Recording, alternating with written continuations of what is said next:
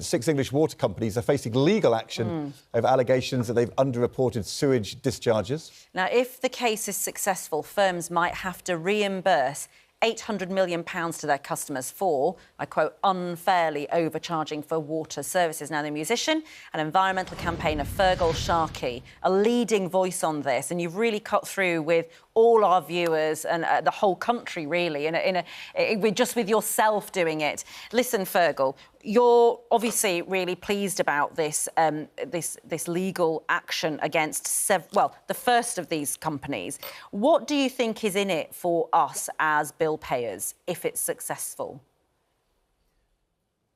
Well, ultimately, the claim that they're after, and it's the point you've just made, Ofwat, the regulator, has already confirmed. We, the customers, have paid these people the money. We've given them all of the funding they've needed to go and fix the sewage system, to meet their legal obligations, to stop this from happening. The regulators confirmed they've had the money. They clearly haven't spent it on the fixing the sewage system. So the question does become, what happened to money? And can we have a refund, please?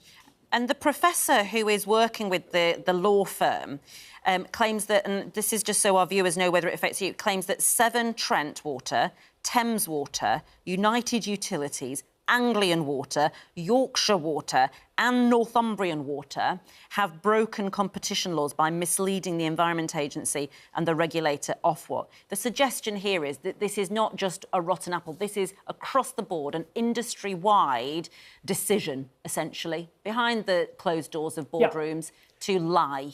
That's the accusation.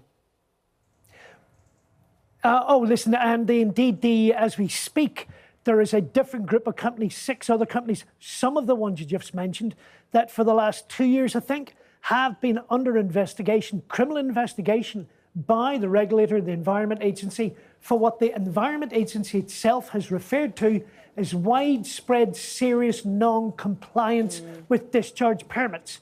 Clearly, there's something utterly dysfunctional about this industry. Just a month ago, 8 beaches in Blackpool had to be closed because of sewage. 14 miles of coast. Just over a week ago, 63 beaches had sewage dumping warnings posted in the middle of the school holidays. And a matter of days ago, the Environment Agency tested some water up in Roker Beach in the northeast, and that was found to be 16 times above the threshold for what government would call excellent bathing water. I think for me, what actually all of this calls into question is the role of the regulators. What on earth have they been doing for the last 30 years? Why is it left to the general public? There's already 4 cases in the court system right now.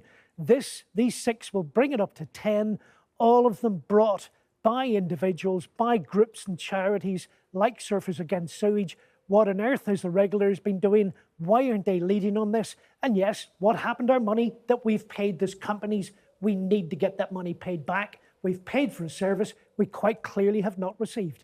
Fergal, you make a very powerful case that this shouldn't be sorted out in the courts. The regulator ought to have been on top of this.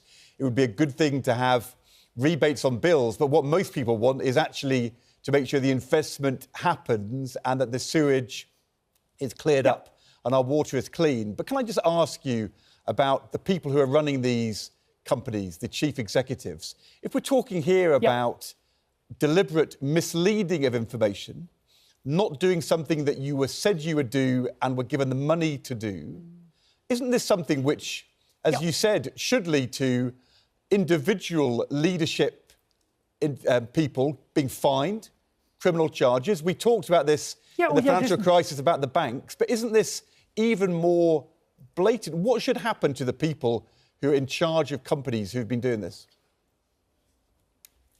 I think the analogy with the banks is a particularly pertinent one. These people, if they're found guilty, as has been suggested, they should go to jail. The full weight of the law should be brought into effect and they should be taken to court.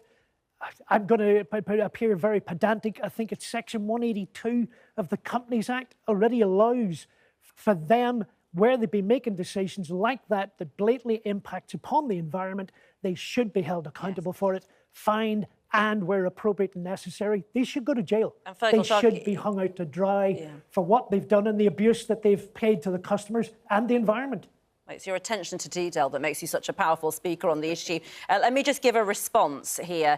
A Water UK spokesperson, they sort of represent the water companies. They say this highly speculative claim is entirely without merit. The regulator has confirmed that over 99% of sewage works comply with their legal requirements. If companies fail to deliver on their commitments, then customer bills are already adjusted accordingly. Not compensation, but adjusted. And a spokesperson for Ofwat, which is the independent regulator, said, we're currently carrying out the largest investigation we've ever undertaken into all wastewater companies with 6 open enforcement cases. This involves looking at wastewater compliance across the board and how to ensure customers are getting the service they deserve at the price that they deserve to pay. Thank you very much indeed to Phil. It's just to say, when Fergal Sharkey started this a few years ago, he was going on walks on a Sunday in rivers around London to track their paths and was noticing the sewage and the pollution.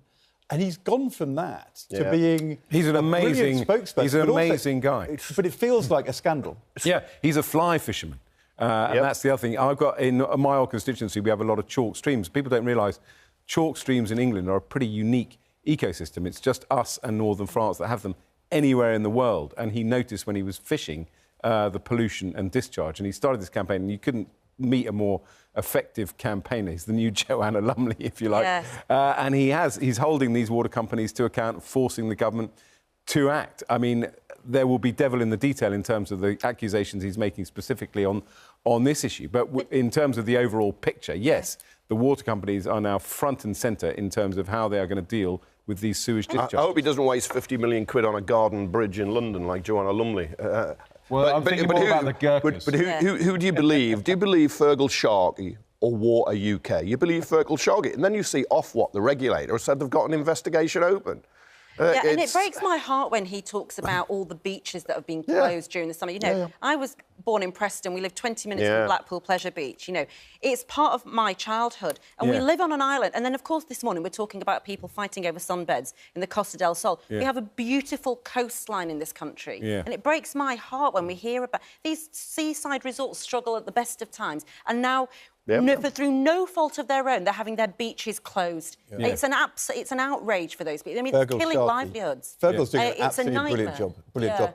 Just to change the tone a little bit, because, you know, Ranveer talking about beaches reminds me, Ranveer has admitted to us this morning, when on holiday, she gets up at 5 a.m. No, or 7. 6 a.m. Hang on, your morning routine takes a couple of hours, so that she's then ready by 7 to queue for a sunbed. Just to ask Ed and Kevin, does that sound like a holiday to you? Do you queue for a sunbed like Ranveer? The point is, there is no queue. I should open up a new career, because I'm now a middle-aged man. I get up at 5, almost no matter what time I go to bed. So I should probably, next time I go on a holiday, kind of put out flyers saying, you know, if you want some sad person... That's because you need to go to the toilet, isn't it? Thank you so much. I mean, you know. Look, you've got a little bit of fluff there. I'm sorry, standards matter. Kevin and Ed, lovely to have you on the show, as always. Thank you so much.